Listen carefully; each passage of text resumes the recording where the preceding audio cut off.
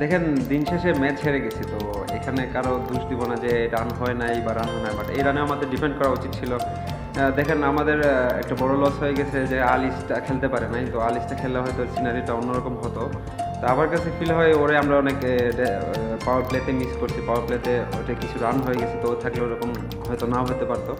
তা আমি এটা বিশ্বাস করি না যে রান কম হয়ে গেছে রান বেশি হয়ে গেছে, আমার কাছে রান এনাফ ছিল বোর্ডে, আমরা হয়তো ডেলিভার করতে পারিনি। দেখেন ম্যাচের মধ্যেই ছিলাম আমরা সব সময়, আমরা অন অ্যান্ড অফ ছিল, ওদের কাছে একবার যাচ্ছিল আমাদের কাছে আসছিল। যখন আমরা উইকেট নিছি এক ওভারে শরীফুল 2টা উইকেট নেয়, তখন আমরা ফিল হচ্ছে যে আমরা ম্যাচটা জিতে যাব। তো আমার আবার যে সময় আমি যখন বোলিং করি তখন আমার কাছে কয়েকটা উপরে বল আসছিল, তো হয়তো গ্যাপ করলে হয়তো ম্যাচটা আরও আগে আমাদের হাতে চলে আসতো। তো এখানে একটু মিস্টেক হয়েছে। লাস্ট থ্রুআউট দ্য টুর্নামেন্ট আমরা অনেক ভালো ফিল্ডিং করি নাই, অনেকগুলো ক্যাচ ছুটেছে, আগে প্রিভিয়াস ম্যাচে অনেকগুলো ক্যাচ ছুটেছে। তো এগুলা ক্রিকেট হ্যাপেনিং, এগুলো হয়, তো এগুলো ধরে লাভ নাই, এখন হাইরা গেছি তো আর।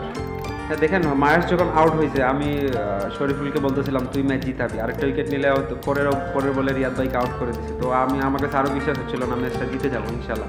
তো ওইখানে কিছু মিস্টেক হয়ে গেছে, আমরা প্ল্যান অনুযায়ী বল করতে পারি নাই, শুরুতে মিস্টেক হয়ে গেছে যে পাওয়ার প্লেতে আমরা তামিম বাইরে হয়তো প্ল্যান অনুযায়ী বল করে নাই, মুখে মুখে বল দিয়ে হয়ে গেছে। তো এটা আমাদের একটু কস্টলি হয়ে গেছে। পাওয়ার প্লেটা আমরা আর একটু ভালো বল করলে হয়তো ম্যাচটা আমাদের হাতে না। দেখেন আমি এক মুহূর্তের জন্য শারীরিক ভাষা চেঞ্জ করি নাই, আমার ওই বলটা অনেক জুড়ে চলে আসছিলো, হয়তো আমি ধরতে পারতাম, তো আমি যেরকম গেছিলাম যে স্লো আসবে, বাট ওরকম স্লো আসে নাই, অনেক জুড়ে আসছিলো। তো বাট আমাদের থ্রুআউট দ্য টুর্নামেন্ট আমরা দেখেন আমরা কিন্তু কাগজে কলমে এত বড় টিম ছিলাম না, তো এই পর্যন্ত আসছি একমাত্র আমাদের টিম বন্ডিংয়ের কারণে। আমাদের যারা লোকাল প্লেয়ার ছিল ওরা সামনে থেকে নেতৃত্ব দিছে বা সামনে থেকে রান করছে, প্লাস আমাদের বোলিং ইউনিটটা অনেক ভালো ছিল, এই জন্য এই জায়গায় আসতে পারছি।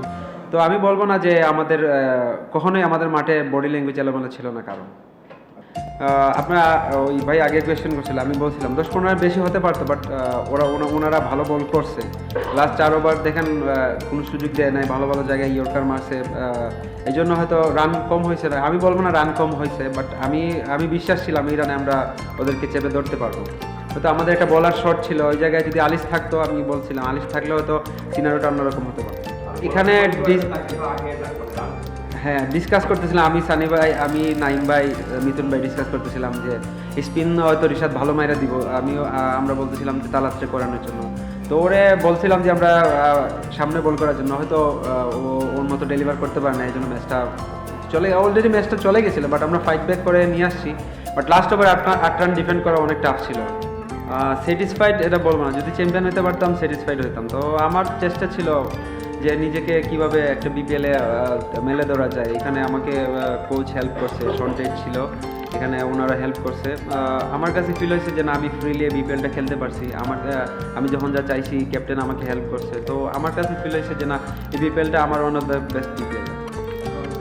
হ্যাঁ দেখেন ড্রেসিং রুমে সবাই, কোচ বলেন, আমরা টিম ম্যানেজমেন্ট প্লেয়ার সবাই বলতেছে আমরা এই পর্যন্ত আসছি, আমাদের গর্ব করা উচিত। তো আমি পার্সোনালি ফিল করি যে এক নম্বর সবসময় মানুষ মনে রাখে, রানার্স আপ কে হয়েছে এই সময় মনে রাখে।